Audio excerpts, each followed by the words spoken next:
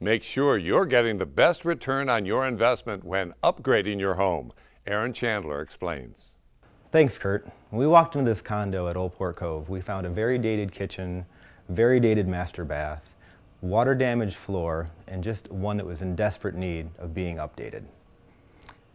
We started in the kitchen by demoing out all the cabinetry, walls, and opening it up to a more open floor plan. When we replaced the kitchen, we also enlarged the island, moved the sink to the center island, creating a more open, flowing space the homeowner wanted for entertaining.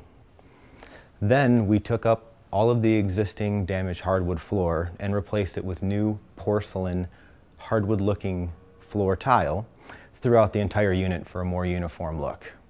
Then we tore out all the ceilings and we replaced it with hired ceilings. In some rooms we did beadboard for a more beachy, cottagey feel.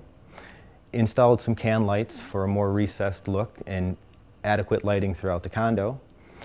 Painted the place and then add some finishing touches like crown molding and Pecky cypress beams to make it very unique. In the master bathroom, we basically gutted the entire bathroom. We took out a tub and a stand-up shower to increase the space for a dual vanity, his and hers, and we remodeled the shower for a more open feel. We used a porcelain tile for the floor and the walls and a European shower enclosure for a new modern look. Very impressive, Aaron. What return on investment does this owner get? Well, with the purchase price of the condo and the money they invested into the remodeling project, they're looking at anywhere between 12 to 15% return on their investment. And they get to enjoy the beautiful home and the beautiful view. Look at that, $1 million view. Wow.